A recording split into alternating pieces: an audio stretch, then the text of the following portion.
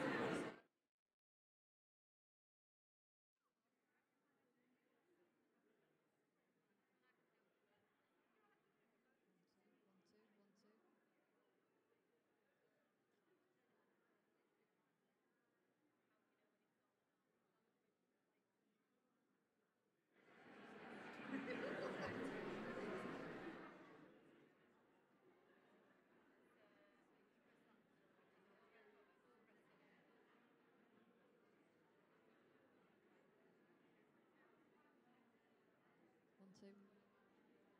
1, 2.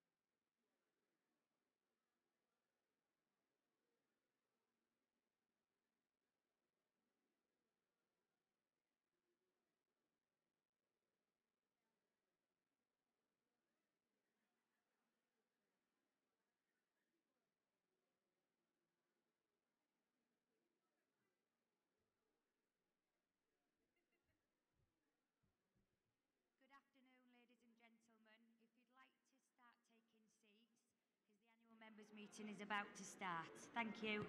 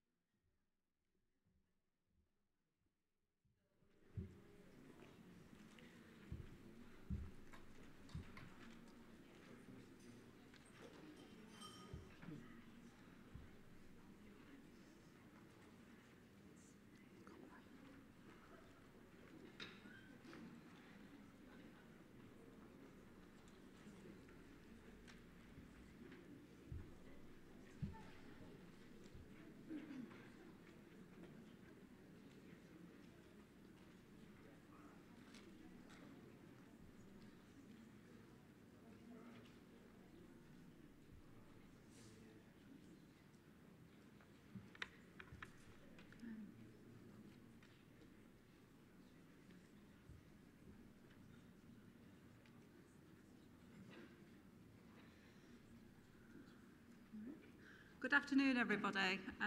It's great to see so many of you here. Thank you very much for joining us for our annual members meeting. I'm Sharon Mays. I'm the chair of Humber Teaching NHS Foundation Trust, and it's my absolute pleasure to welcome you to our annual members meeting today. We are live streaming the event so that the people who couldn't be here can still experience the annual members meeting. So I'd also like to welcome those that are watching on the live feed somewhere else around the patch. So welcome to everybody today. So just before we begin, there's just some housekeeping as you would expect. We're not expecting any fire drills, so if the alarm goes off, please leave by the exits. They're mostly at the back. We're congregating in the car park at the back of the hotel if there's a fire practice. If you wouldn't mind just making sure your phones are on silent, that would be appreciated. So as I say, it's my pleasure to welcome you all to our annual members meeting. Our annual members meeting is our chance to tell you a bit about what we did in the year that's finished for us in March, but also to tell you about our current and future plans and developments as well. But it's also a chance for us to showcase our services. And I hope you've all had a chance to look around the fantastic market stalls that are over there. And if you haven't, please do take the opportunity at the end of the meeting, because I think it really does give you an idea of the range and diversities of the services the Trust delivers. And it's also a fantastic opportunity to meet our wonderful staff as well. So we've got a great agenda for you this afternoon. We're going to start with hearing from Leon Price, who's a multi-award winning ex-rugby league professional. We'll hear from our governors and our Chief Exec and Finance Director. And very aptly, we will officially launch our patient and carer experience strategy. And after a video, there will obviously definitely be time for questions at the end. And hopefully the agendas are dotted around the room so you'll be able to follow it as we go through. So from me, please do enjoy the afternoon. I will introduce Leon shortly. I never find it easy presenting in front of people, and it's never easy, I'm sure, talking about yourself in front of other people, but we're really grateful that Leon's come along today to talk to us all, and I think we're looking forward to hearing from him. So thank you very much, Leon. Over to you.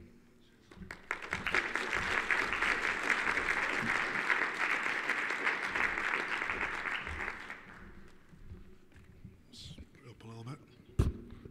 Hello, can you hear me? Do we have any Hull FC fans in here? All right, so I've got some friends, yeah. Hiya, my name's Leon Price. Just come to talk to you a little bit today about my career and my experiences with mental health. I started playing rugby when I was 8 years old in Queensbury in Bradford, and rose up through the amateur ranks. I was a Bradford Northern supporter. And always dreamed of playing for Bradford Northern, as it was back then. It's now Bradford Bulls. At 15, I signed for Bradford, and at 16, I became the youngest ever player to make the debut for Bradford Bulls, which was a dream come true. Obviously, a very proud moment for my family, all from Bradford, all my friends, and from there, my career really took off. 17, I got Young Player of the Year for the whole of Super League. And life was really rosy. I was doing something that I'd always dreamed of.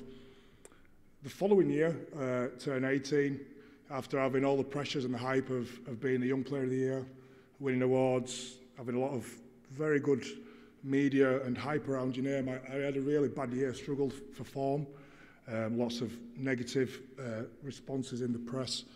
And it was about that time that I really, I can say, went into my shell. And put up a barrier of not talking to people, not reading papers, and probably some people call it arrogance, but from my point of view, an 18-year-old lad that was receiving criticism in papers and off your friends, off your so-called friends that, you know, 1 minute you're friends, 1 minute you're not. I had to form a barrier to not get emotionally hurt, and for my way it was to be quite cut off from people. From there, my career at 21, when my career was going downhill, not downhill, I was very frustrated. I was not getting much of a chance, and I ended up in a brawl, a fight, something I'm not proud of at all, in Bradford. Now, at that time, the sentence for this fight was 5 years in jail. That was what I was looking at. My wife was pregnant with our first child. I was looking at losing my house, looking at losing my contract, and in the local media and national media, you know, it was quite a big deal at the time. 21 years of age, with somebody not knowing how to talk to people, to ask for help. I went into my shell even more, and didn't speak to anybody. And luckily for me, the proceedings took a year. I got 120 hours community service and kept my job, and was able to be there for the birth of my child, and you know, think myself very, very lucky. But during my time, my career's been fantastic. You know, I've played in front of 80,000 people at Wembley. I've played in front of 8,000 people at Cardiff. Played at Old Trafford 9 times. Played for England, beating Australia in Sydney on their home ground. My life has been, my career and my life has been, you know, very much on the upward scale, from what I can remember.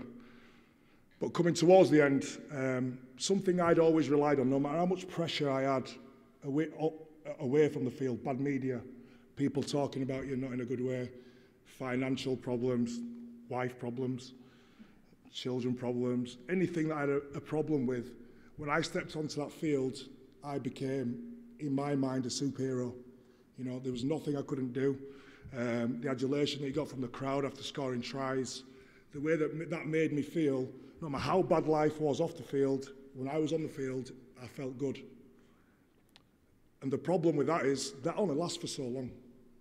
And once you start getting to 28, 29, I had a knee operation, I had a neck operation, I had all my cartilage taken out of my knee, started to slow down a little bit, confidence goes a little bit. So that release and that the one thing that I relied on to make me feel good had gone. The contracts start going down, the money starts going down, your wife wants more, which I couldn't give her. So in the end up, I moved back to Bradford. My knee was gone. I was playing with one injection before the game, one injection at half time, then not being able to walk for 4 days. And then on the 5th day, you just start running again, and then you'd play again at the weekend. And I really turned into a real negative downward spiral at this part of my life, which is only about, it's only about 2 years ago now. But I had to keep playing. I've got a mortgage to pay. I have I had 2 children with one on the way. And when I finished at Hull, I had 2 years at Hull FC, which were 2 brilliant years, but my body was really at the back end of its career. All I'd ever known was rugby. I played rugby since I was 8, professionally since I was 15. And I didn't really know the way to keep on earning money. I just had to do 1 more year. Came back to Bradford Bulls, which is my hometown team.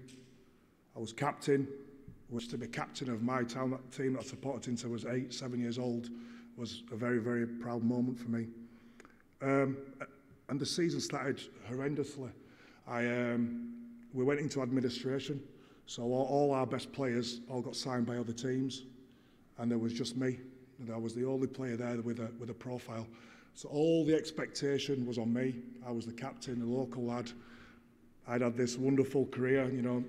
I was supposed to be bulletproof, and I was playing with a bunch of 18, 19-year-old kids, so the target was on my head. And as I say, by the time the season got halfway through, I was playing with 1 injection before the game, 1 injection at half-time, and struggling to walk for 3-4 days after every game. And it got halfway through the season. We were playing against London Broncos, and I remember somebody coming towards me, and he sidestepped.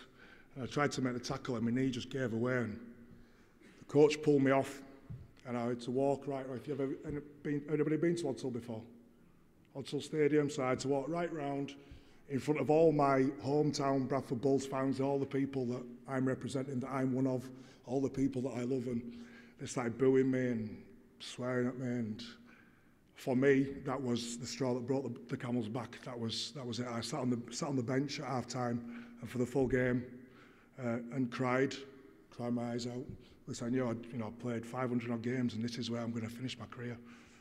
The next morning, I had a meeting with the chairman, and I retired. And then from that day, I'd say for a good 2 or 3 months, I went into self-destruct mode. I was in my house on my own. Obviously, my wife and kids wife was working, children at school. Sorry. I began to drink heavily. I didn't want to be awake. I'll be honest with you. I'll be truthful. When I woke up, all I wanted to do was go back to sleep. I was on antidepressants. I thought my life had come to an end, and as I knew it, I was mourning the end of my career. And the biggest problem with rugby players is, and men especially, is we do not talk. We're very macho. It's a weakness in our minds. It's a weakness to talk. And I was too proud and too strong, and tried to deal with life as I did with rugby. Get on with it. Be tough. Man up. You'll be right. In the end up, it became too much, and I went on self-destruct for 3 months. I got kicked out of my house. I had no contract. My wife was pregnant with our 3rd child, and I'm not ashamed now, but I really was in self-destruct mode. I crashed my car, nearly killed myself that day. Got kicked out to my mum's house, and then it was an intervention of my friends Robert Paul, my close friends, a guy called Colin at Sporting Chance that intervened, and I got sent to rehabilitation. Has anybody heard of Sporting Chance? Has anybody heard of Tony Adams? Yeah, well, Tony Adams set up a charity. He's in recovery, it's Tony Adams. A charity called Sporting Chance, which is down near London.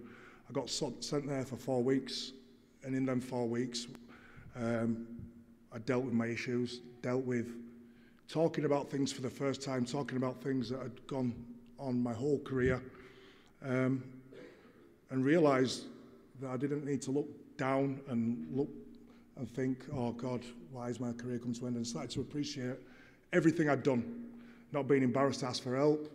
Spoke to some really good therapists, went to AA classes 3-4 times a week, sat in therapy sessions, and the main issue that I'd like to talk about is being able to talk for the first time in my life about my experiences, whether they be good or bad, the pressures of playing rugby, the pressures of being a man and holding up a family together, which, you know, people take for granted, but it is a pressure.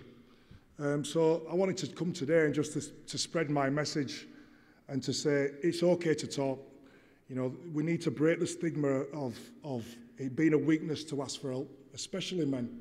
I think suicide is the biggest killer in men under the age of 40 in England. Today as we speak, suicide is the biggest killer of males under the age of 40 in England. I think the more that we talk about it, the more that we break that stigma, the better it is for everybody.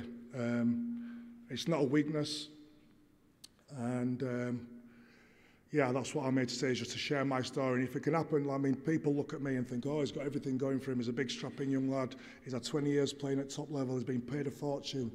He's gone around the world living his dream. If it can happen to him, it can happen to anyone. And that's what I think. You know, I class myself as no different as anybody sat in this room today. And if I can share my experiences and it helps one person, it's a job well done. So thank you for having me. I appreciate being here. And thank you very much.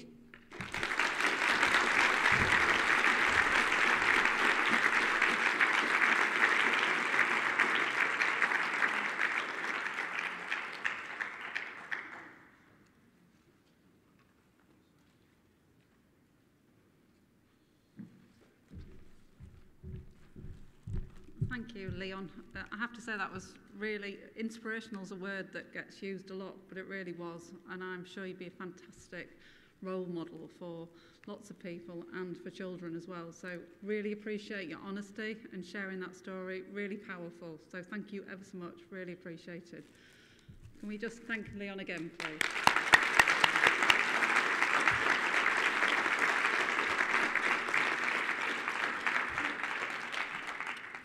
Okay, so as I mentioned at the start of this, today is an exciting day for us. We are going to officially launch our patient and carer experience strategy. And to that end, I'd like to introduce Mandy Dawley, who's our head of patient and care experience. And are you bringing some friends with you, Mandy? I'm bringing more friends with me. Thank you.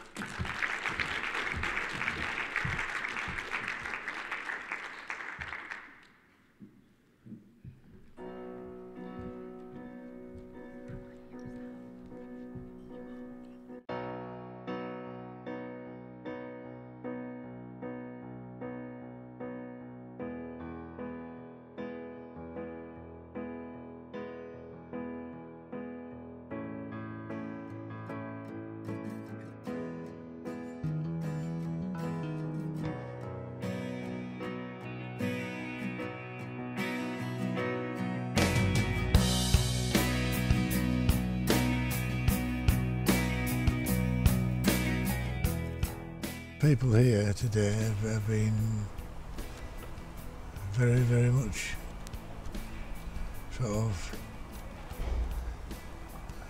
on my side, if you understand what I mean. When my husband was ill in 2001, I felt with mental health problems, I felt very much on my own and felt not listened to by the hospital authorities. Since that time, I lost my husband, but I've now coordinate a group of carers and look after the carers of people with mental health problems. As an unpaid carer, I fill in surveys, I come to patient and carers experience forums and other meetings that I feel will help me as an unpaid carer. Also, our GP's practice is an excellent one, and they do listen. I think when you've used a service and it's changed your life, you really want to give something back, not just take from it. And I've seen the good points and I've seen the negative points, and I really want to give the input back to the staff, but also the service user too. It's important to me because I've been a carer in mental health, not in this area, but for 25 years plus now. And I'm very well used to not being listened to as a carer in the past. This trust seemed to be welcoming and quite innovative in their approach, and that has given me the opportunity to get involved in ways I wouldn't have thought possible in the past. They've done me so much good, and so all those support workers, they've been brilliant, and I would like to just give them a big kiss and a big cuddle to say thank you.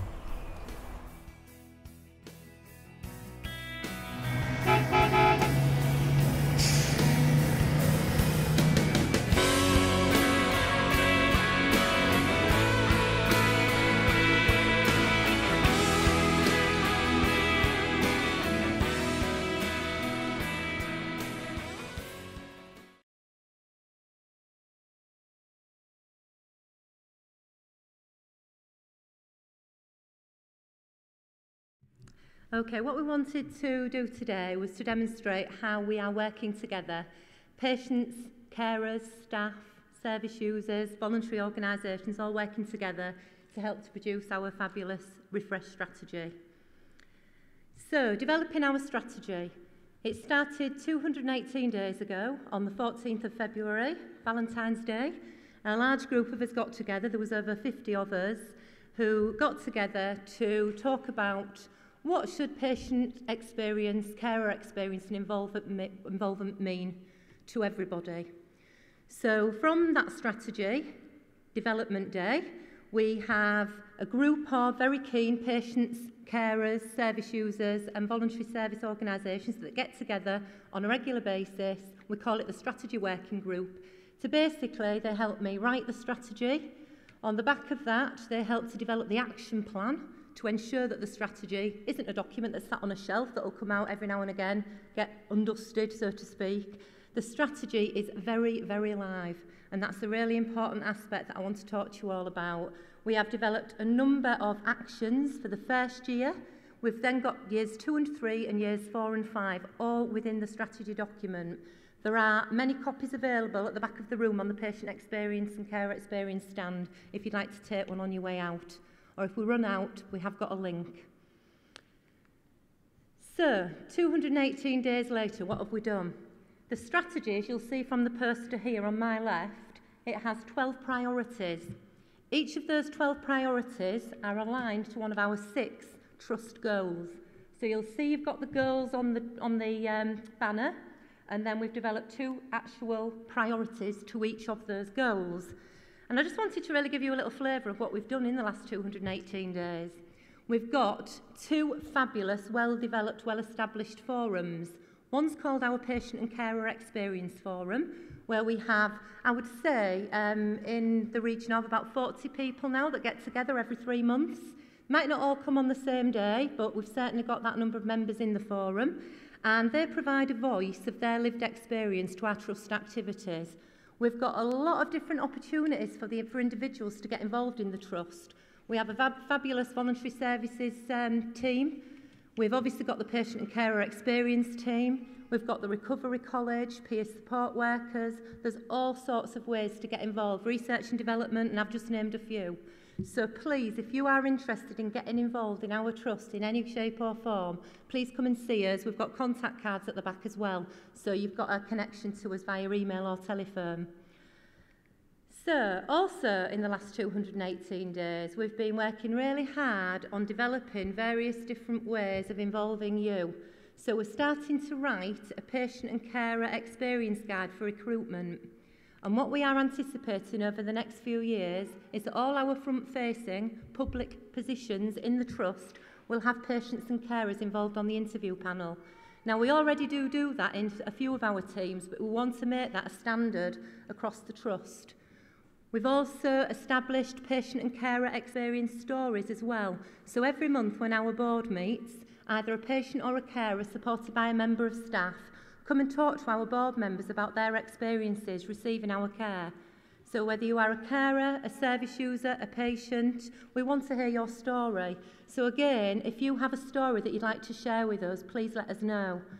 We also have an excellent Staff Champions of Patient Experience Forum, and this group meet every 6 weeks to share best practice and to learn from each other. We get quite a few guest presenters coming to these forums as well, so that we can share with our staff all of the different opportunities and ways that you can get patient feedback. Lots and lots of other things that I can talk about, but it's all on our stand at the back. But the final thing that I want to talk to you about is our Widening Participation Forum and our dashboard.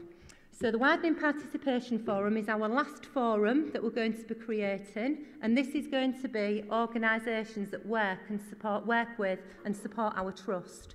So if you are an organisation here today and you'd like to get involved, this final forum will be for you, where we can work together to basically try and develop a joint strategy for our patients that we all support, our carers that we all support in the Humber region. And I don't want to forget about our Whitby, Scarborough and Rydale services as well. We are establishing forums over there, and we've got forums starting in November. So there'll be one for Scarborough and Rydale, patients, carers, staff and organisations. And our final one is Whitby services. So again, if you would like to get involved, please let us know. And then for staff, we've developed a dashboard. This dashboard gives us our friends and family test information. So when you, as a member of the public, fills in a friends and family test survey form after the service you've received from us, that information comes back into the trust. It gets input into this dashboard, and then teams can drill down to team level the comments and the feedback that you're saying about them. So, for instance, if I've been in one of your services and I've had some care and it's either good or bad, it's either way, we need to learn lessons from anything that you're telling us that isn't quite right, and we need to celebrate the best practice for the comments that's good. So it's really important that we get your feedback. And we are finally developing a patient experience dashboard, which is going to contain incidents, complaints, compliments and the friends and family test feedback. So we'll be able to start to triangulate themes that are coming through from your service areas, so that you can really start to see what's good and where we need to work on, learn some lessons and start action planning. So I'm going to hand you over to Elaine now. Right. I'm going to stand behind. I didn't want to stand behind here. I'm not as tall as Mandy, so you'll probably only see the top of my head. Still, never mind. Let's see if we can get this to work. Oh, hang on. It hasn't finished. Look. Right, here we go. Right. I've been very fortunate to be able to work with Mandy over the last year or so. And when this particular strategy, the Refresh strategy, was produced, I was absolutely delighted to read it. And one of the things that I found was really quite refreshing with that is the fact that this strategy does recognise the role of unpaid or informal carers in our society. And there are some quite frightening statistics out there that 1 in 5 of us will, at some stage, be a carer at some time in our lives, and that is a national statistic. Another thing is that, in fact, unpaid carers or informal carers actually save the NHS £132 billion a year, and that's quite a staggering figure.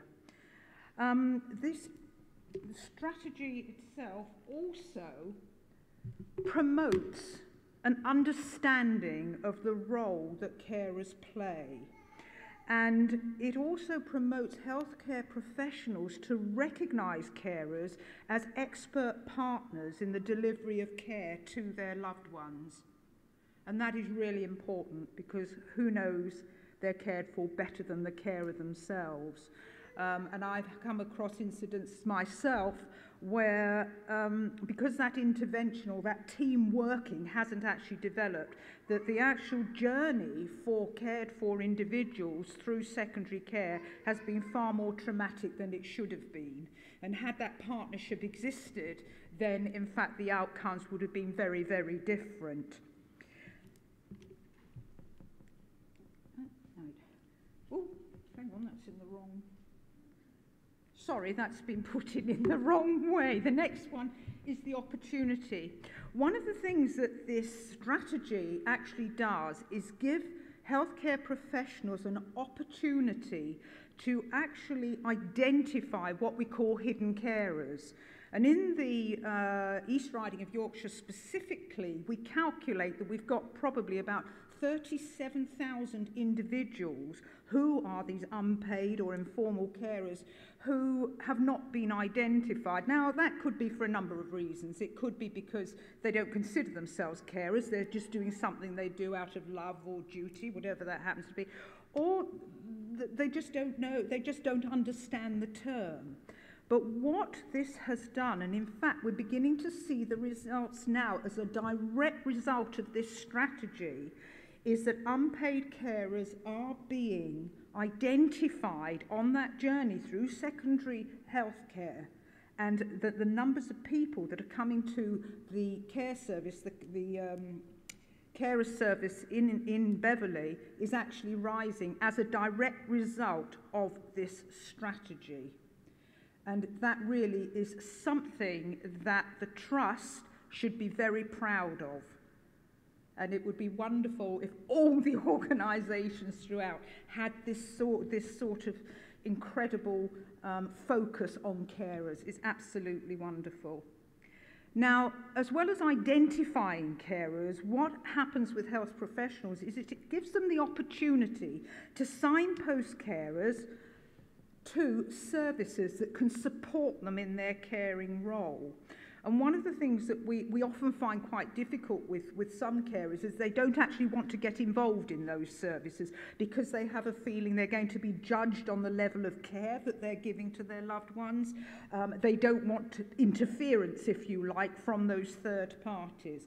But what we're actually saying is we are here if you need us and if you choose to use us.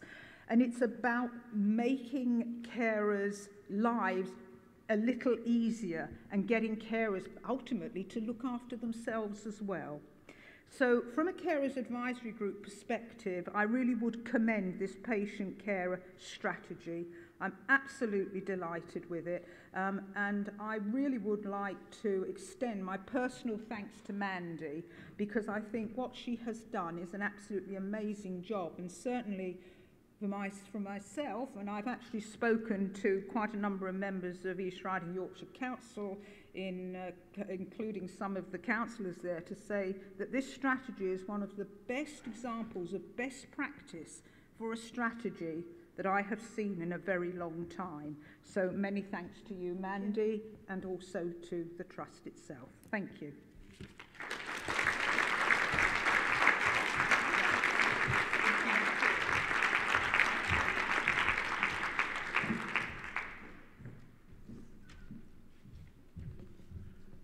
Thank you, Mandy and Elaine, and it certainly is important work in improving quality and patient and carer experience in the Trust. And I'll try not to steal Michelle's thunder, because I'm sure she'll mention it later, but that is one of the things that we do like to celebrate from the last year, the amount of work and success that's happened with our patient and carer experience work. So as a foundation trust, we do have a Council of Governors, and they're a very active group, they're volunteers, and I'll try not to steal too much of Julie's thunder when I introduce the next speaker, who's Julie Hastings, our lead governor.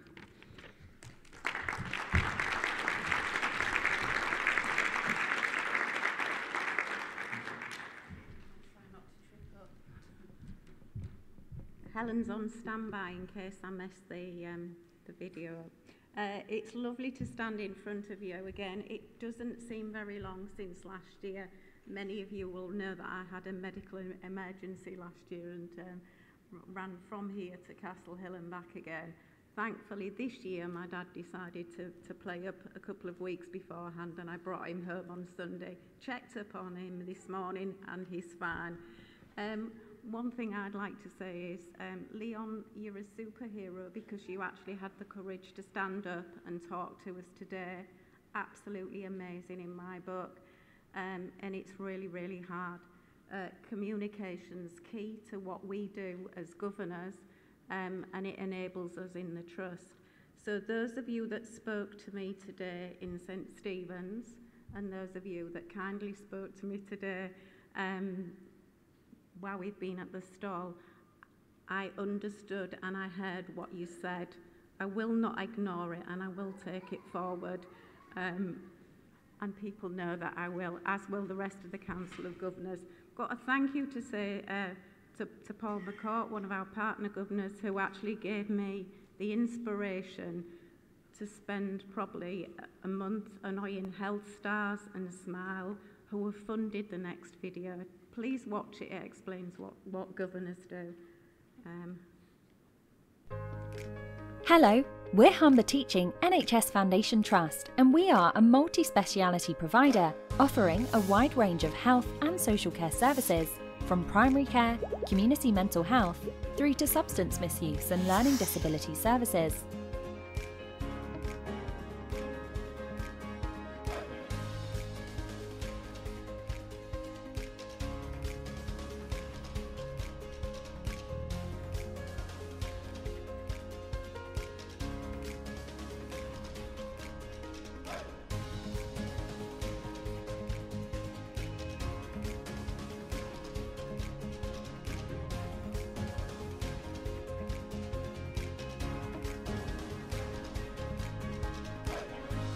Our vision is to be a leading provider of integrated health services, recognised for the care, compassion and commitment of our staff, and known as a great employer and a valued partner, and you could help. As well as our Trust Board who run the organisation, our Council of Governors are responsible for representing the interests of the Trust members and partner organisations. They do this by being part of a team of governors who together deliver a number of duties. You don't have to have any particular qualifications to become a governor, just a real commitment to wanting the best for your community and a willingness to work with the Trust for patients, carers and staff. The work of the governors is really valued at the Trust, and governors are supported in several ways to deliver their duties.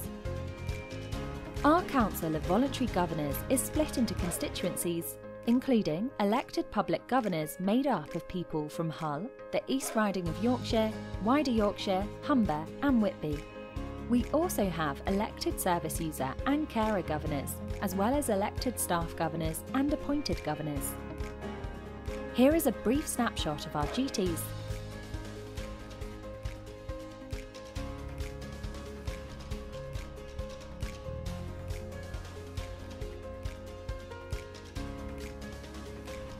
If you want to know more, visit www.humber.nhs.uk or contact our membership office on 01482 389 132 to discuss what's involved or to find out about upcoming elections. And we do have some upcoming elections, as I've told everyone that's spoken to me this morning. So please give us a call. You'll probably speak to a lovely lady called Katie, and then an amazing lady called Sharon, and then you begin to meet the rest of the team and see if you want to come and join us. So it's a time for us to reflect, because it's, like I said, it's a year on, and you know, and things are changing. What do we do as governors? Hopefully, the videos meant that I don't have to talk too much about that, which is, yeah, wonderful. Some of you we meet in our daily life.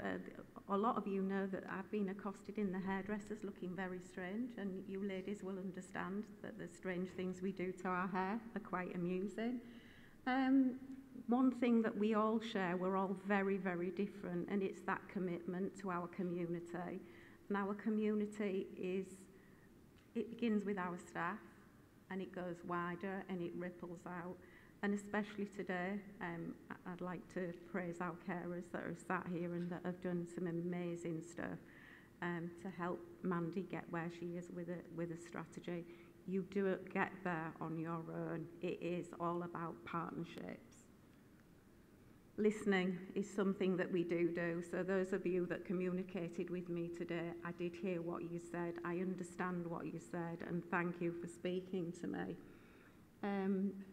These are the kind of things that people have talked to probably all of us, but it's a snapshot. So things around CAMS, some of our older buildings aren't fit for purpose. And recently we've refurbed one for our dementia patients, and I can't wait to go around and have a look at that.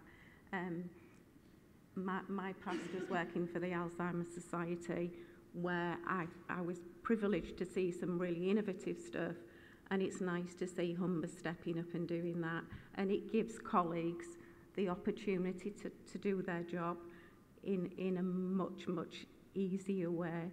As you know, that often people with dementia present quite differently, and something as simple as walking with purpose, people would call it wandering, historically, is really meaningful, and it's purposeful for the person. And we're talking about individuals, and the trust tries to meet the needs of individuals as staff, as patients, as carers, as families, as friends. We're individuals, but together as partners, we're stronger. The Recovery College is one of the things that I stood up last year, I remember, and talked about, and I was immensely pleased to see where it had come. I was a governor that had worked initially on what seemed to be something that limped on, and I saw the vision, and we didn't get there. And with fresh blood, and that was different governors and different members of staff, it's blossomed, and it's autumn term again, and autumn sees the relaunch of a new prospectus. And I've been privileged again to speak to some of the service users and carers that now actually do the teaching, and they're impacting not only on their own lives but other people's lives too. It's a win-win situation. I've talked about the patient strategy, but yeah, go Mandy, go team. Membership is something that we struggled with, and for those of governors that have been with me when we tried to hold events to get new governors, it's been really hard. We might have had the lady who's missed the bus that's come in for a cup of tea, and somebody that's working late that wanders in because there's biscuits going. But apart from that, it's really, really hard. So what we're looking for to refresh Humber, to refresh our membership, is innovative ways of you working with us to help us to do that. Answers on a postcard. The governors actually at this moment in time are working on that. I'm going to drag another governor up in a moment who's truly inspirational and has got a much nicer accent than mine.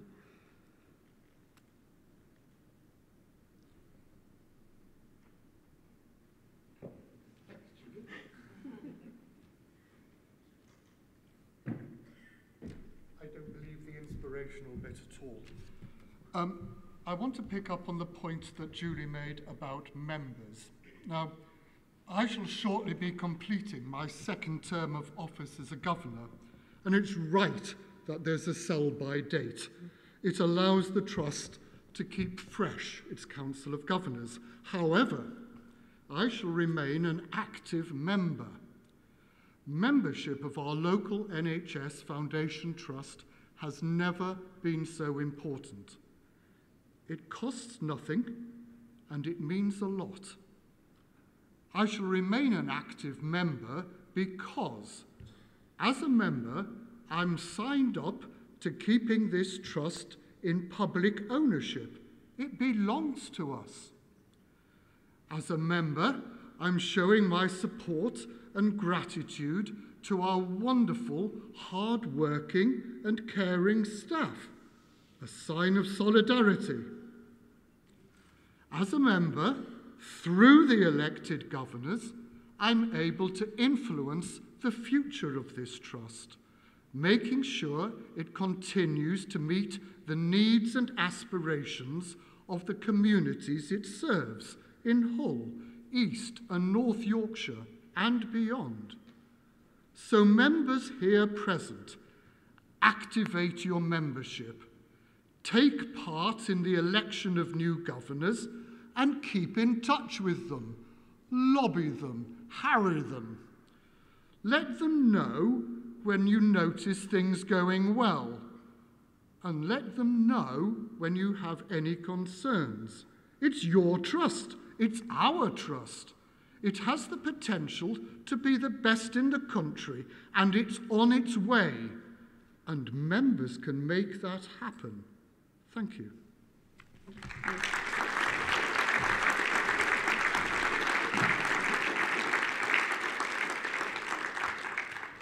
Thank you, Peter. Well, I just want to thank everybody again. So that's our staff, our patients, our carers, our speakers for making today happen.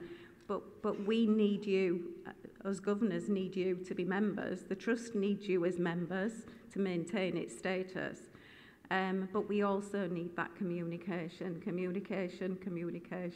So please, it's over to you really, and then next over to Michelle.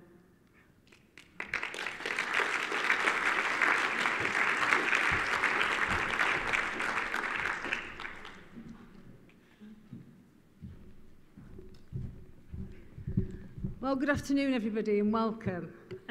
Follow that, they say. And it's a bit like the afternoon slot now. I've got the job of following those fantastic presentations. And can I endorse what people have said about Leon's presentation? It takes a lot to stand up in front of people who you don't know and discuss your mental health issues with them. So I found that really moving, and I really thank Leon for that. Can I also thank everybody, both now that's been involved with setting up this annual members meeting. These things don't happen on their own. So thank you very much to Helen and the communication team, but also everybody within the organisation. Because I'm going to go through a little bit about what it's been like up to March, the end of this year, touch on a little bit about what we've done since then. I'm going to go through some good bits, but I'm also going to do some of the bits that we've still got our challenges. Because hopefully people who know and starting to learn about the organisation know that we are extremely honest and open in our communication. So hopefully you'll see a bit of a balanced review of the year. I've not got any videos, they come later. What I thought we'd do is just start with a little bit of a geographical patch, really, because hopefully people would have had a chance to look at the stalls as you walked around this afternoon and see the real diversity of the services that we offer, which are fantastic. But also just to understand the geographical spread of our services, and I welcome colleagues who are looking in on the web at the moment.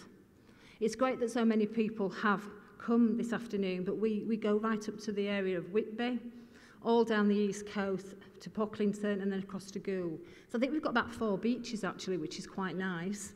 But we've got a huge geographical spread, and as I'm well renowned for my motto, which I will say, it's a larger geographical area than Belgium.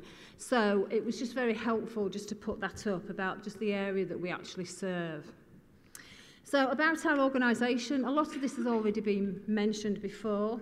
But we do serve the area that we've just seen, that large geographical patch, and we've got around about 2,700 staff within our super organisation. And we deliver services from around about 70 sites. And some of those we own, some of them are leased, some of them are borrowed, some of them are new, some of them aren't. Some of them are in good repair, and some of them we need to do something about. Our general income, and I'm going to leave Pete, our Director of Finance, to baffle you with the figures later on. So we do have around about an income of around 143 million to do all that work. And our specialist commissioners are NHS England. Now, you will see on the annual report that we actually became a teaching organisation. That was actually in this year. It's always a bit confusing because the annual report goes to span across last year. But we actually enacted that title from the 1st of April. But we were a teaching organisation. And that's because of our closer links with the university and the work that we're doing with the university. What is very important, and there are copies about, is we launched our strategy, which I'll come on to in a second. This is our trust board, most of them in the audience this afternoon, so please do have a good look at this picture. And when we've finished, go have a conversation with some of them. We've got a lot of the governors in, but we've also got a lot of the board as well. So I won't embarrass them to ask them to stand up, but you know who they are now. So please introduce yourself and ask them a little bit about themselves, their role, and how they can help. And we do get around and about a lot, so please, if you ever see us around, do ask us questions and do give us comments and feedback. We've been through a little bit about this, which is our values, our mission and our statement, our strategy. We're very proud of this. And if you only take away 3 things from my presentation, is our 3 values, which are our behaviours, which are caring, learning and growing. We're an organisation that cares for our staff and our patients. Our centre of care is around the individual and their families, as we've seen by launching our strategy today. But we also care for our staff. We can do more, and we're constantly learning about that, but we really want to be an employee of choice and a partner of choice. We learn when things go wrong. I know it's easy for the chief exec to stand up here and say we do, but we passionately try our best to learn when things go wrong. We also learn from best practice, and we learn from each other. And we're also growing both as individuals within an organisation, but as an organisation and a community. And you are our community. You are our members. So as Peter and Julie very clearly said, you are our organisation. So we learn, we care and we grow together. We refreshed our goals. We had them last year. You'll see them there. There are 6 strategic goals, from patient safety, quality, all the way through to social values and community. And these are at the very heart of all the policy decisions that we make, and there is a clear thread running through every particular process, policy, down to appraisals in the organisation, because we should be all striving to meet these organisational objectives and goals. One of the really positive things that happened last year, and I'm really proud to say this, is the CQC did a comprehensive inspection last year where they actually deemed our services to be good. Now, I think they're outstanding, but we're on that journey. But what was really great was to have that positive reinforcement. The work that you were doing alongside our other colleagues and our stakeholders is making a real difference out there. We've got some pockets of outstanding services in our learning disability services, but we've also got work to do. So we're not complacent. We always know that we can get better, and we're on a continuous improvement journey. But what was really, really important last year for me to tell you in the public is that we went from requires improvement to good rating. In our safety aspect, we were inadequate, and we've gone to requires improvement, but we're working every single day on that particular standard alongside the other ones. So we'll make that a real focus. These are just some of the inspectors' comments, which are really good to read, that they saw really best practice, that they were very welcoming, and that they actually saw improvement from some of our services. So that's really, really good. So there's lots of achievements that we've done. I could list several, so apologies if they're not all up here. But these are just a flavour of some of the work that we've achieved and we've started this year. The crisis pad. This has been really important, not only for adults in emotional distress, but also to start to continue our work on out-of-area placements, which is very topical. We've also done a lot of work in the A&E services and Core 24. Please do have a look at the market stall on Core 24 alongside the other ones, but you'll just see the work that we're doing in A&E services there. As a foundation trust, we've got some freedoms that we've been utilising this year, which I think is to the benefit of the organisation, our patients and our staff. And because of that, we developed a limited company, which we call Primary Care Limited, Humber Primary Care Limited, and that's for GP practices that have got a specific type of contract, and that really helps us develop our GP and primary care services, and that's really quite a good way of utilising our Foundation Trust Freedom. We've extended our primary care arm, and we've continued to provide services to Granville Court, and we actually mobilised the local authority services for Granville Court up at Hornsey. We've got lots and lots of positive feedback from NHSE, and we've got lots and lots of service awards from NHSE as well. So there's lots of different things that we're doing. Health trainers, again, they're with us this afternoon, and that's about healthy lifestyle and healthy choices, and we were very successful in gaining further work from a health trainer social prescribing point of view. We've got community services development, we've got community mental health services development, and what's really important is that we've mobilised Scarborough and Rydale and really developing a new innovative primary care model in Scarborough, and again do have a conversation with the staff, which is fantastic to see here. We've also got mental health services to be performing better than expected in the community services. And actually, it was really great to receive a letter from the senior directors within the CQC saying that actually our organisation was only one of 3 in the country to actually get really positive, really fantastic positive service users feedback in the community, which is really good. One of only 3, so that was really positive. And our research and development team held a first conference. It's actually now our second conference because we had at the beginning of this year, and that was really fantastic as well. Lots of national speakers coming to really celebrate the work that we do in research and development. I'm not going to mention patient care experience. I could do. We've got the strategy, we've got the fantastic work that Mandy's been doing, and we're really motoring on that work now and really starting to work with service users and carers because they're really dear to the work that we do and our heart. The Recovery College is always going from strength to strength, which is fantastic. We've now got our autumn prospectus out, which is fantastic. So please have a look at that. It is for everybody, and we're continuing to expand and develop that work. Again, the Humber Coast and Vales Sustainability and Transformation Programme, we're quite actively involved in that, and we've done lots and lots of really positive work in trying and developing integrated care systems, mainly around mental health, but we're working through the general integrated provision as we speak. Friends and family test. This is what our service users say about us, and again, they're really important and very dear to our hearts, and they really do shape our practice. And what we do is we do start each board meeting with a patient story that really identifies the work of the services and helps support the board in the decisions that we make as we go through that board. And we'll start to introduce staff stories as well, because it's about getting that balance as well around staff. But this is just some of the friends and family test results, which you can see are really fantastic, that they really want to be involved in their care and they feel that they are. But again, we're not complacent. We do need to continue our journey and continue to develop. And it's really good because we've now got live data as well coming through. So again, please have a look at our website. We've got a few mandatory targets, around about 10, and they're all up here. And what is really pleasing for me to say is that they've all got a green tick next to them. It's been hard to deliver them, but we've got that there throughout the year. There are dips along the journey. Sometimes we're doing okay, sometimes we just wobble a little bit.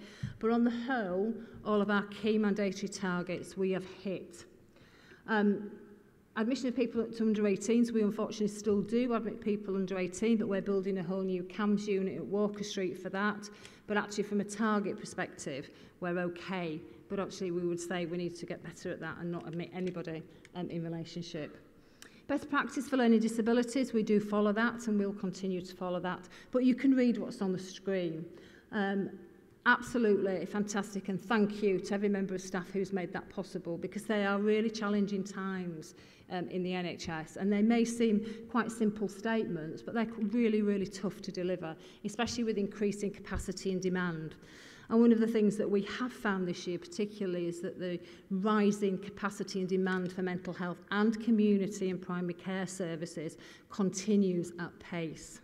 And that is one of our major challenges. So our staff are our greatest asset. I say this constantly, and I sincerely mean that, because without staff doing their fantastic job that they do every single day, we could not deliver the services that we do. We deliver thousands and thousands of services to people in this region every single day, and our staff do a remarkable job with really difficult circumstances and growing demand. And I'm really proud to talk to staff and to go see staff. I'm a nurse by background, so I do get out and about a lot. So what are they doing? They've got courage, they're inspirational. We've just had a look around the stalls. We can see that, we can feel that. But we have to support staff with what they're doing on a day-to-day basis, and we do really sincerely try and do that.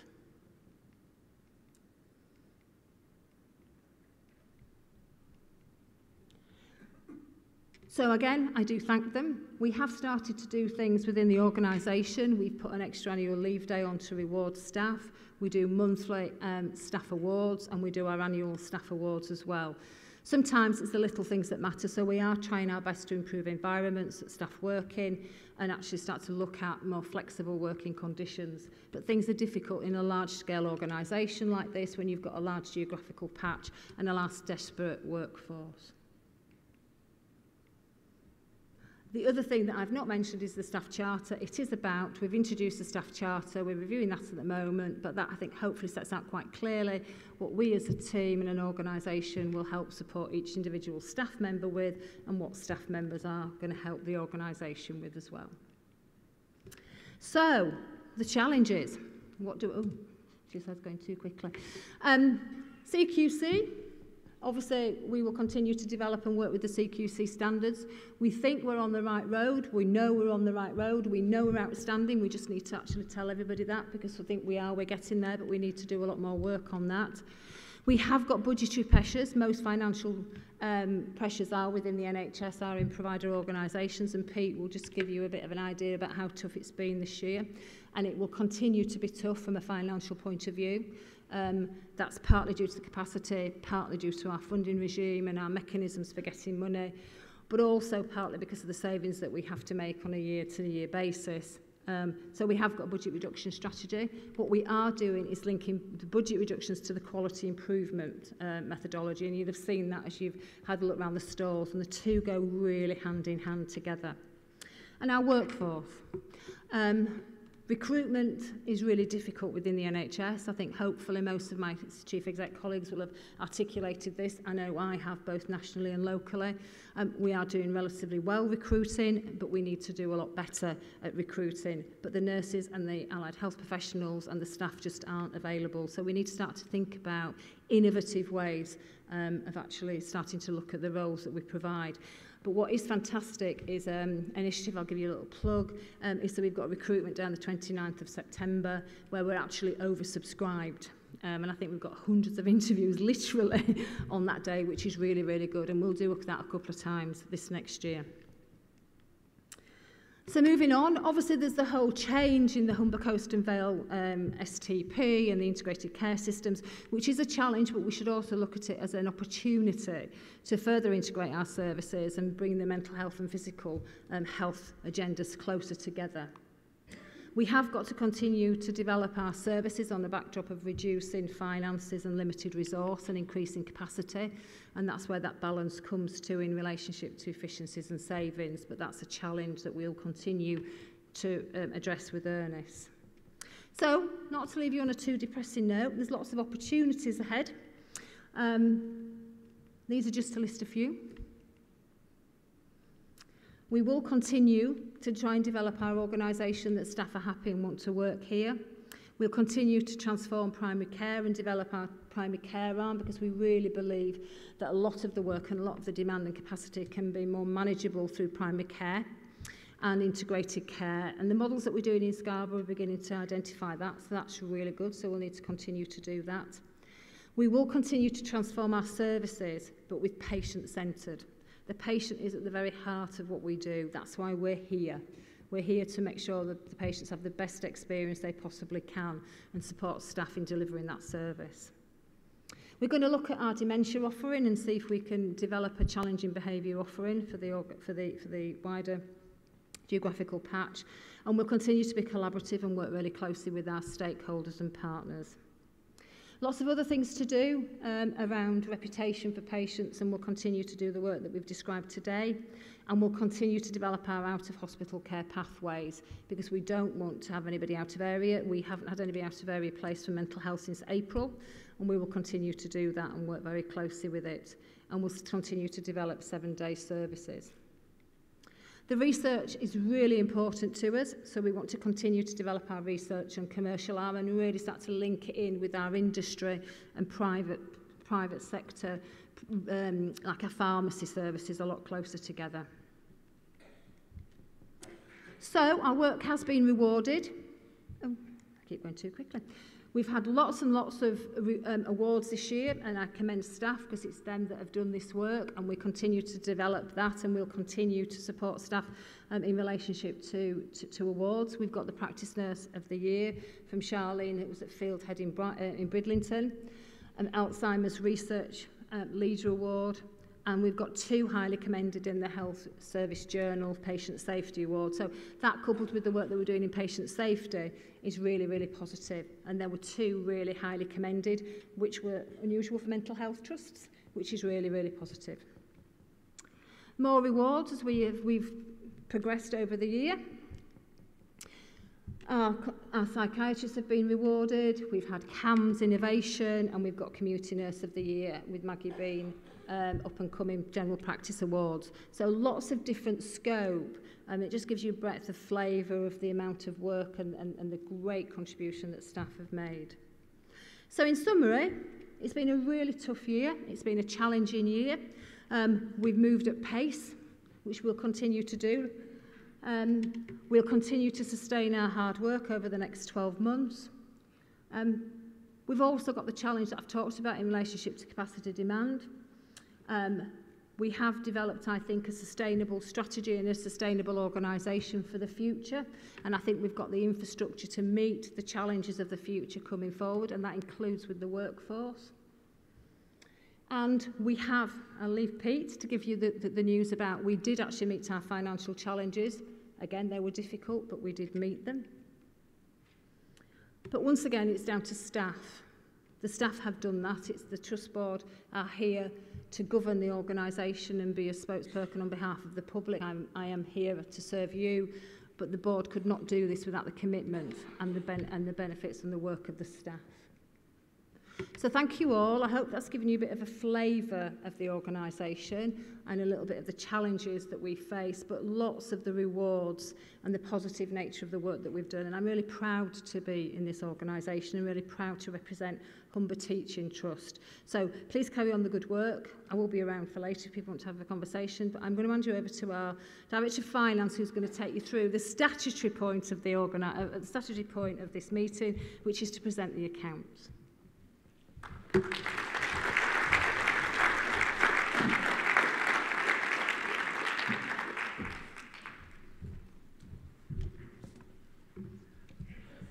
So, good afternoon, everyone. For those of you that don't know me, my name's Peter Beckwith, and I've got the privilege of being the Trust Director of Finance.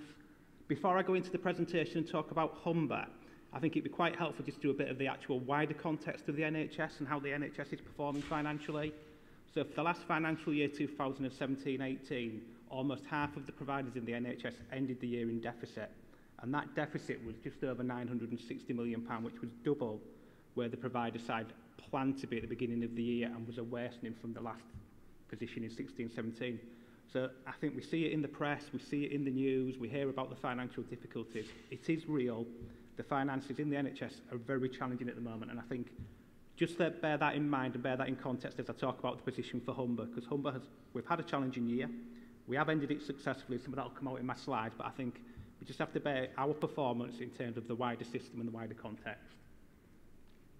So, Humber, this is our 8th year as a foundation trust. I think Michelle pulled some good points in her presentation about the freedoms and flexibilities we've got as a foundation trust, and it's important we don't lose sight of that. This is the 7th year we've operated in a process of income deflation. What that means is that our contract with commissioners year on year has a deflator applied to it. For the last 3 or 4 years, that's been 2%, which is roughly £2.5 million for a trust of our size. So that's straight away savings that we've got to take out of the system if we're going to continue to meet the demand for our patients. In terms of a positive, as a trust, we posted a surplus this financial year and we achieved our key financial targets. And I can stand in front of you today, proud of the organisation. We were the only trust in the Humber Coast and Vale footprint that hit its control total in 2017-18. As a result of that, we ended up with what's called the use of resources score, which is the financial framework on which a trust is assessed for their strength, and that was a score of 1, whereas 1 is the strongest, 4 is the weakest. So under our assessment framework of our regulators, we are seen as being in a strong financial position. Some of the numbers from our accounts, the accounts are available, they're on the web page, but I'll just pull some of the key headlines out. So the first number I'd draw your attention to would be our reported surplus. So we reported a surplus this year of £3.7 million, which is a big number for us, and a significant improvement from last year's deficit of 1.8 million. However, you need to break that number down just a little bit, because obviously I'll be misleading you today to say we made a £4 million surplus. We had a planned surplus for the year of £200,000, million, which we delivered. Because we were successful in delivering that planned surplus, we received what's called bonus funding, which was 1.2 million. And then within our accounts this year, we did some technical adjustments. Accountants always talk about technical adjustments, which was primarily to do with the revaluation of our property. That gave us a benefit in our reported I&E position, but it wasn't real money. You know, we always talk about funny money, don't we? But it wasn't real money. It was technical on the face of our profit and loss account, but it wasn't a cash transaction. And that's predominantly the impairment up there, which I won't dwell on because it's accounts and I could talk to my heart's content on impairment and technical adjustments, but looking around the room, I know it's something you guys aren't going to want to listen to. So just key headlines from our balance sheet. So our cash position did deteriorate in year, but the rate of deterioration has improved significantly from where we were 18 months ago. So whilst it's dipped, we still remain in a strong cash position as a trust. In terms of our debtors and creditors that appear on our balance sheet, they have moved at a similar rate, so they've both increased in years, but I think that's representing the way the NHS is at the moment. I started at the beginning that the NHS is in financial difficulty, and the funding flow across the NHS is such that our debtors are going up, people are not paying me quickly, and therefore as a result of that, we're managing our cash position. We can't often pay people as quick, so that results in an increase in our debtor and creditor days. The reduction in our net current assets is predominantly driven by our cash position, which I've already talked about. And as you can see, our average headcount has reduced, and that is reflective of our portfolio of business. You'll be aware that we lost the East Riding Community Services contract from the 1st of April 2017. That is what drives that headcount. Within the numbers that we're reporting today, we have started to grow our business back. So whilst that was a difficult time for the trust, Michelle's already touched on Granville Corp. That's about us growing our business, and we've all continued to expand into primary care. And at the time of publishing our accounts, we were operating 6 primary care practices. That is now 7, and that portfolio will continue to grow. So in terms of the key headlines then, I'll repeat myself a little bit today, and I won't make any apologies for that, because I think some of these are the important messages we need to hear. It was a difficult year. I make no bones about it, but we exited it successfully. We achieved our financial control total. I said it before, I'll say it again, the only one in Humber and Kirsten Vale to do it. That earned us a bonus of STF of £1.2 million, and that isn't funny money, that is real cash that comes to the organisation. We didn't get it in our accounts because we have to validate them, but that cash came to the trust in July of this year, and that's important for a trust of our size. 1.2 million is not an insignificant amount of money. We ended the year with a positive cash balance, 8.6 million. Can't tell you a lie, I'd like it to be more, who wouldn't? But 8.6 for an organisation of our size is relatively strong. And again, what I can say is Humber are the only provider in Humber, Kirsten Vale that don't rely on revenue loans for the day-to-day cash flow. We currently have cash within our bank that allows us to service the business. And again, reported our surplus at 3.5% of turnover, so that's a positive surplus to report. And we achieved a use of resources score of 1, the best we can get, the strongest you can get. Other headlines, we continue to reduce the use of bank and agency staff throughout the year. This is the first year I've been able to stand in front of you and say that we actually contained our agency expenditure within our NHS ceiling. Previously, we've always exceeded that, so we have a target set on us by our regulators, and we've managed to control our agency spend below that target. Michelle already touched on it, but I'll just quickly reiterate. Most of our income comes through clinical commissioning groups in NHS England, 3/4 of it. Our income has been a decrease on year, but that's primarily the East Riding contract. However, as a trust, we continue to have strong performance against our sequin targets. So we hit our performance, and that has a financial benefit for the trust. Very quickly, it'd be remiss of me not to put a pie chart in or a bar chart. I'm an accountant by trade. This breaks our income down by organisation. And as we can see on the right-hand side, the majority of our income comes from our local commissioners, Hull and East Riding CCGs. I think when I stand in front of you in 12 months' time, and we look at this chart again, I think the composition will be different. And I think as we continue to grow our business, the composition will be different. We're exploring new business opportunities. We're working, we're doing more with local authorities, things like social prescribing. We're moving into new geographical areas. So over a period of time, I would expect the Hull and East Riding not to become the lion's share, and actually will grow our business. Michelle touched on it earlier, staff are our biggest asset. I'm the Director of Finance, staff are our biggest expense also, but that's an organisation that works in the NHS. They are our biggest asset, and they account for 80% of our total cost. The next biggest cost for us is our infrastructure and our estate. As a trust, we have roughly £80 million worth of assets, that we work from on across roughly 74 sites.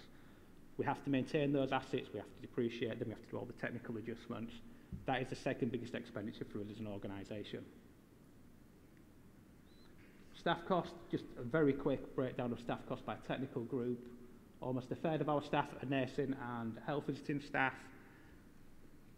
I won't dwell on it, the slides will be available on the webpage. Temporary staff usage, we're always keen on monitoring this at the board, we're always keen on monitoring it at our executive management team. And by temporary staff, I'm referring to bank staff, agency staff and the use of overtime. What is positive this year is we've started to see a reduction in the amount of temporary staff costs we're having. It roughly equates to around 13% of our pay bill, which feels quite a significant number, but we're carrying, as a trust, roughly 11% of vacancies throughout the financial year. That 11% is broadly similar to what you see across when you read the national averages across the NHS. So we're not an outlier. Whilst I'd like it to be different, we're not an outlier when we compare ourselves to our peers. Cost improvement. We had a plan for the year of £5.2 million. That was roughly 4.5% of our turnover. We delivered £3 million of savings. So that was positive. Can't deny that. That was a positive achievement for the trust. That was roughly 2.5% of turnover. When I compare that to other providers and the national average for 17-18, the average was around 3.5%. So we're probably a little bit behind where other providers have got to in terms of their reporting of efficiencies or savings. An element of that was non-recurrent in nature. I will take non-recurrent savings until the cows come home if it delivers our financial position. The challenge with non-recurrent savings is always that you have to then make that saving again in the next financial year. So sometimes that's why the savings targets in future years look a little bit more challenging. Our capital programme for the year was, we expended £5 million, which was significantly below our planned expenditure. The prime reason for that was the delay in accessing national funding for our Camps Tier 4 unit. I'm not going to give you war and peace on the journey we went through with the Department of Health and everybody else to actually secure that funding. Pleased to say that funding has been secured and the works have commenced. Property maintenance is our biggest area of expenditure. We had some big schemes in there. Michelle touched on it in her presentation. So we had the health place base of safety, the refurbishment of Maester Lodge. We do a lot of work on our inpatient estate in terms of clinical risk and environment, and we have the rolling programmes of work in terms of fire doors, backlog of maintenance, energy efficiency. Information technology is predominantly systems and licences, and a new category this year, plant and equipment. Again, make no apologies, that was a technical adjustment for the trust in landing our 17-18 financial position. We identified all the assets that we didn't capture on our balance sheet, and we actually moved them onto our balance sheet so that we could capture them. We knew where they existed, we knew what they had a value to us, we were reporting that value as a trust. So our balance sheet, good old balance sheet. We've maintained our balance sheet strength throughout the year. You know, we have a strong liquidity position. Our property values have been reviewed and they have increased in year. So we revalue our property every year. As I said earlier, we have a property estate of roughly £80 million across 74 sites. Better Payment Practice Code. We're not meeting the national target now of 95%. We're not alone. Most NHS trusts are not making that target. Probably 12 months ago we were, but the way the cash is flowing in the system, we're not paying people within 30 days, but equally people are not paying us within 30 days. So to manage the cash position for the organisation, there's almost a consequence of that. And I said it earlier, and I have to reiterate it, we maintained a strong cash position in 17-18. I'm sure some of my colleagues from other provider trusts around the country would love to be sat here today with £8 million in the bank, particularly relative to the size of the organisation. So looking ahead, 2018-19, the trust accepted its controlled, so that's the financial target given to us by NHS Improvement. We were the only trust locally to accept our target without negotiation or asking for a review. Part of that was political, related to the fact that we were trying to draw down our CAMS funding. Part of that was we thought we can deliver it, it's challenging, but we can deliver it. We have a significant savings target of roughly 7%, but we do have a programme of transformation and budget reduction schemes in place that are monitored, have been developed since last September. They're in tranche now to help us deliver. There's risk, I'm not going to lie to you. There is risk in delivering that, but actually we're monitoring that process on a monthly basis through the appropriate committees and board. We're forecasting to maintain a positive cash balance at the year end. If we deliver our plans and our cash flow forecast materialises, we will sit here with another roughly £8.5 million in the bank, and we will continue to maintain a use of resources score of 1, which again, we can't be in a stronger position in terms of our regulatory framework. Looking forward to some other key things. Our CAMS Tier 4 build is commenced. With a journey to get there, but actually, I won't know my bearings from this room, but if you were to drive past Walker Street and have a look, you'll see that the actual construction Hultons are on site and starting to develop the project. Significant new contracts have mobilised. We talked about Scarborough and Rydale. Scarborough and Rydale and Moulton Beds are 2 new contracts that we mobilised from the 1st of May. That puts 10% onto our bottom line. So our turnover, not how much it was our bottom line. That puts 10% onto our turnover. So we have grown our business by 10%. We have an ambition to grow our business further. I think that's a really good foothold into new markets. Mobilised it successfully, positive feedback from commissioners, positive feedback from the staff in the main. We need to build on that as we look at exploring new business opportunities. We need to explore how we can use the freedoms of being a foundation trust further. Michelle touched on the fact that we established Humber Primary Care Limited. There will be other organisational forms that could help this trust deliver services in a different, more cost-effective financial way. And we need to continue to be an active leader in the STP. This is my final slide, you'll be pleased to know, because I know finance can be a bit of a dull subject sometimes. Looking forward further, so we've heard a lot of talk in the press in recent weeks about the Prime Minister, the 20 billion that's going to be put into the NHS over the next 5 years. We don't really know what that means for us yet. We're still waiting. You know, there's talk of a 10-year plan, you know, which has been developed. We don't know whether that's at organisation or system level. It might be more aspirational, is my view. We don't know whether a process or a system of deflator will continue within contracts. If that does, I suspect it will. If we continue to have 2% deflators in our contracts over the next 5 years, we will be expecting to find budget reduction cost savings of between 10 and 15 million. And ultimately, that will result in us refreshing our 1920 and beyond plan. We're awaiting guidance from our commissioners, but if it's anything like most years, it's likely to be Christmas Eve that comes out. So I will stop there and say thank you.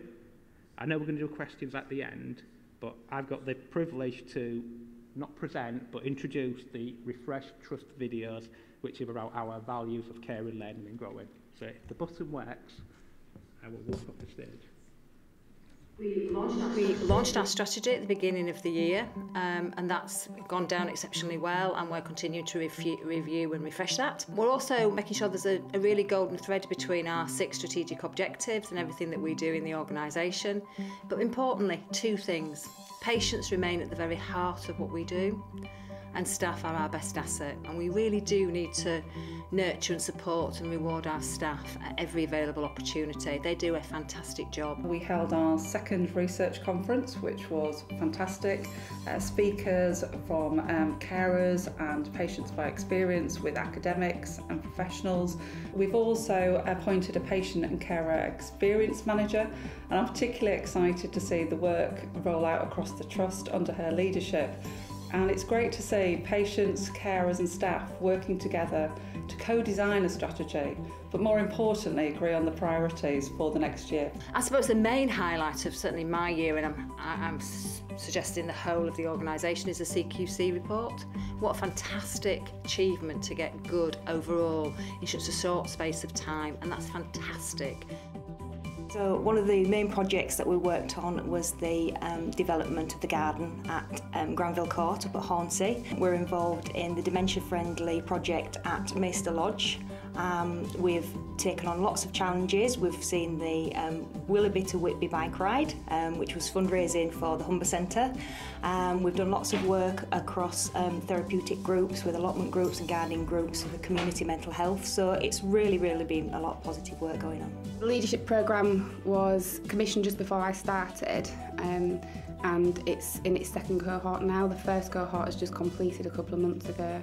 Ran as day sessions once every 2 months for a year, so people attended 6 different sessions on different subject areas.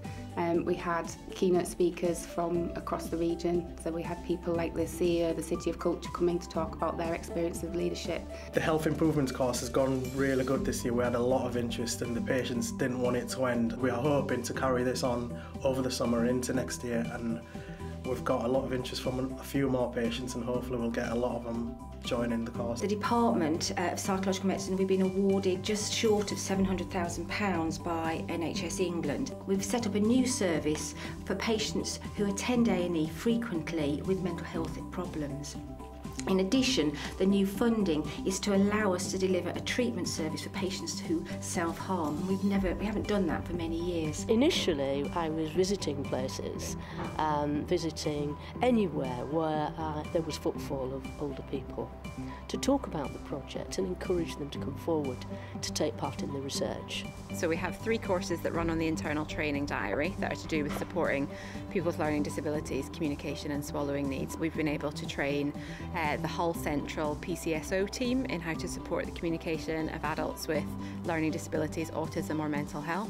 We've been able to train the Children's Learning Disability team in Lego therapy, and we've also been able to train the East Riding GPs in terms of the annual health checks that they offer for people with learning disabilities. We've trained up staff members within the last year, and they have trained up patients and carers how to manage an opioid overdose and then give take-home naloxone to save that person's life. We've actually taken that training that we've done and evaluated it. It was successful. We've been able to support young people and re-engage them back into education. A couple of young people in particular I can think of, they were currently round about sort of 20% attendance at school through the work through the SMASH programme and the group work element, as well as some of the one-to-one work and the family outreach. Both of those young people are now actively back in school, and one of them is reaching 100% attendance and has actually just completed his GCSEs. Within the governorship at Humber, we've got an element of challenge, which is really positive. I think when the CQC came to visit us,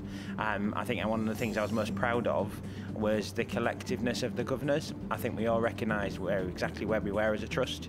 We recognised the journey we was on, and most importantly, we recognised that it was a success journey, but we're going to take a few stops before we get to our end destination. One of the biggest pieces of work that I've been involved in is developing the strategy for the trust. We held an event on the 14th of February of this year where a group of people came together and we identified 12 priorities from that event which have shaped the strategy. So we've introduced a new clinical system on System 1. We've also introduced on the 1st of May a new call centre. All the calls for the community services now go through the customer access service. Humber gave us the actual tools and impetus to turn the practice around. By September 2017 we had our first CQC inspection under Humber, and we had improved from requires improvement to good in all areas, which was an absolutely excellent achievement for any practice. I think actually the staff have done really well. I think that for a lot of admin staff it's actually improved their skills because they've learnt the expansion of existing skills. So we've got lots and lots on, lots and lots to do. We've had a very challenging year. It's a difficult year out there, but I thank every single member of staff for all the work that they've done over the year. You've worked tirelessly hard to achieve all the fantastic things that we've done.